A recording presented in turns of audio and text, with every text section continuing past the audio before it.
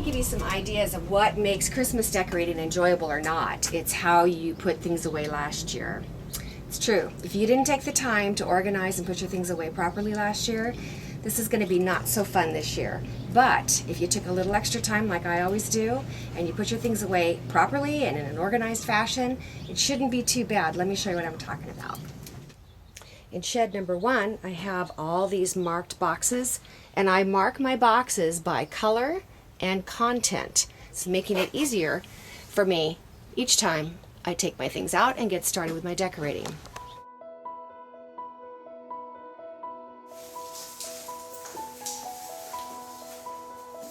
So this is going to be the real test to see if these lights still work. Year after year, that changes. This tree, when I purchased it, was actually pre-lit, which I would highly recommend if you're doing this. All right, let's see. So here's a critical part to doing your tree. You have to fluff your tree. By that I mean literally take every single branch and straighten it out and make it look like a tree. So we're going to try to make it look natural even though it's fake. So what I do, and when I say fluff up a tree, you're going to take literally, you touch every single branch, straighten it out, and fluff it up. And you'll have to do that literally from branch to branch. Oh look, we have a bulb that never got taken off a couple years ago. That's funny. Oh, we'll put it back on. Apparently it was in just the right spot. Okay, so this part's really important. It's an important part of the beginning stages of putting a tree together, and that's your electrical. I use a stomper. Can you see this? It's a little thing that you click on and click off. You'll be able to turn your tree on and off completely all at one time. One of my huge pet peeves is tags. I remove all of the tags from seriously, you've probably seen people with Christmas trees, and you can actually see the tags of the lights still on there, right, Jessica? Yep. So tacky. Tacky tags. Oh, sorry. Take 2 regular extension cords. You have to use plug one into one side and one into the other next to it. Now you have at least 6 places you can plug your lights on your tree in, okay? Voila, we have lights. Yay, so it's all working. Let there be light. All right, and then we'll stick all the cords underneath and we'll cover that up so you can't see it. As far as I'm concerned, Christmas lights are basically Satan because they are intended to ruin your Christmas. There you go. That's how you turn your lights on and make it easy, right?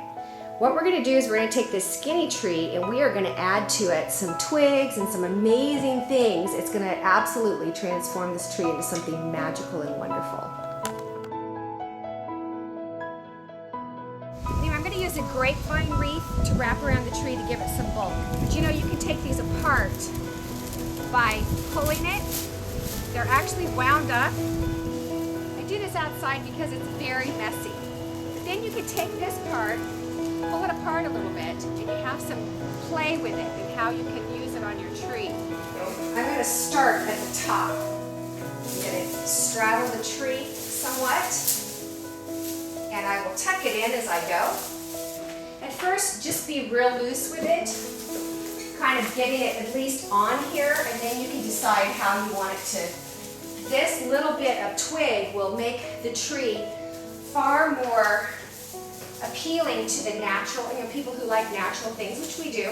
And I'm going to do my tree this year in a beach-inspired, somewhat modern look so that it's not quite so glitzy as in years past. I can play with it, work it out. Trust me, it's way better from here. Okay, and you left a big old mess on the floor for someone to have to clean up. Yeah.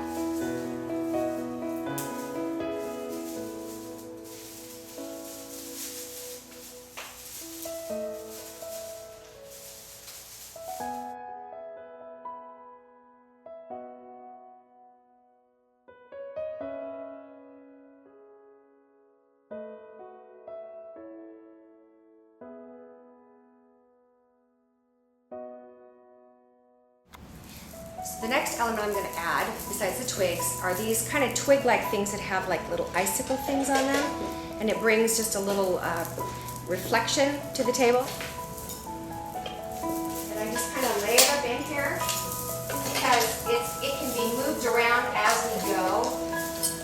lot of adjusting with each layer and level of stuff that we add. And you can even kind of stick it in a little bit and bring it out like it's coming in and out of the tree a little bit.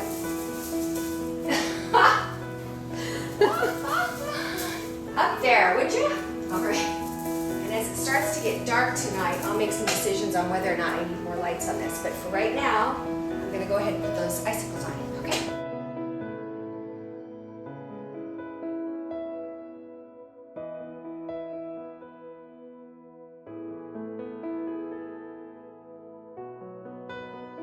Next layer, going to be these little twigs that have pieces of icicle running across them.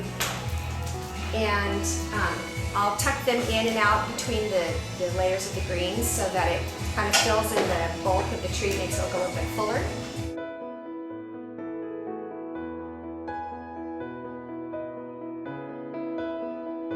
Okay, so I've got these branches, these twigs that I've put in, and they're sort of, instead of wrapping around the tree, they're coming out from the center.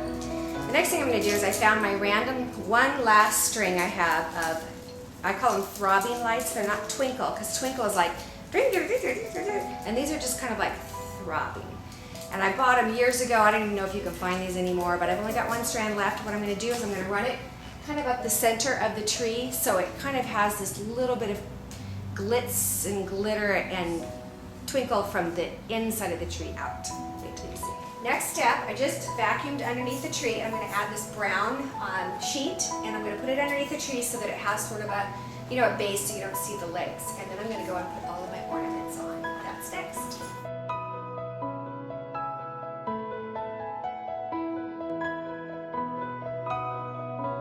Okay, so I just wanted to insert something. My son is actually editing the video as I speak. I apologize for all the blurry video. Unfortunately, in this, I can't go back because I can't take everything off and do this again. I had no idea that my camera was having a hard time focusing. I think it's the lights that did that. All right, what I want to explain to you is how I put my balls and ornaments on. The way I do it is I start at the top. Well, you could start any direction you want, but there's a concept. You know how the tree is bigger at the bottom and gets smaller at the top? That's the best way to remember it. You want to use larger balls on the lower branches and graduate as you go up higher. But here is what I think is the key to having a magical tree, and that is that you put your balls on the inside of the tree.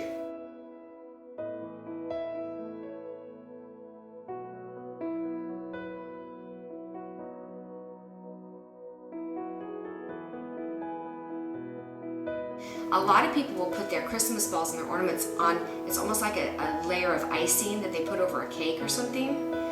And what that does is everything just looks kind of topical.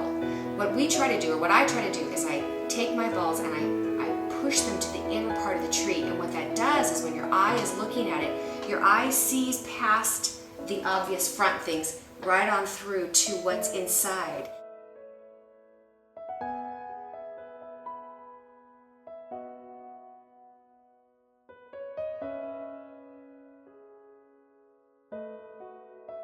One of the reasons I use artificial, besides the fact that we live in California and it's stinking hot here, an artificial tree gives you the ability to stick a ball in there and kind of, bend your branches down so that you can make it fit. Because the deal is you don't really want your balls to sit on branches. You want them to hang from a branch.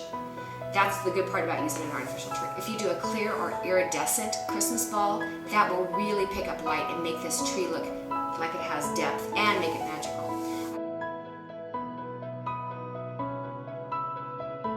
Now on this tree I used silver, gold, and all of the marine shades of the blue, green, aqua, and even some kind of purplish shades in there too, just to give it a little bit of punch.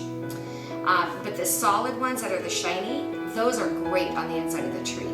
As I graduate to the outer parts and I put more of my ornaments on the outer branches, and I also put my balls that are frosted or they have some sort of design on them or some sort of decoration on them.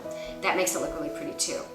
I like to put pine cones. I like to just sit them on the branches, and I usually use this year. I used gold glittered pine cones, and you can just sit them on the branches and they sit there beautifully and fine.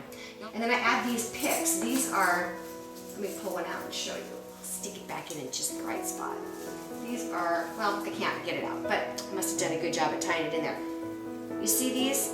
They're just like individual branches that I bought. I probably have maybe 24 of them on this tree, a couple dozen or more. I just sort of push them in there, and what that does is it extends the shape of the tree out, but it's so airy, and it makes it look fuller without looking bulky. And garland's something I myself have a hard time putting it on, because I think you want to put it on a way that doesn't look contrived, where it's not like ring, ring, ring. We all say that, right? This year I used just these gold ribbons right here, and I made a few of the looped bows. There's plenty of, you can look at my video on how to make a custom bow, and I'll show you how to do this. But these bows, and I just take the bows and then I sort of trail the ribbon tails off, and I take them and I tuck them in, and I bring them out and I tuck them in. So they're very randomly placed in here as well. I just didn't want it to be as contrived. A lot of times you'll see trees where they have the big bow on the top, and then these trees make me laugh, and they go, it's like, what is that? It reminds me of that Christmas candy, you know, that's like, oh. The candy's good, the bows are not. Oh, and then the finishing touch, what I think, and I use it really, I think, gosh, probably for the last maybe 10 years, and I got this from my mother, who's an amazing, amazing natural-born designer herself, and I grew up with phenomenal Christmas trees. She always put icicles on the tree.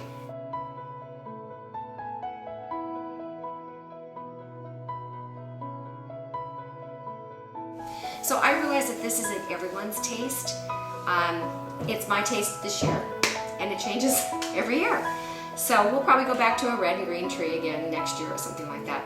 But I know that a lot of people have the modern homes now, and I myself do a lot of them in my design practice, and so I just wanted to do something that would go with this aqua chocolate theme.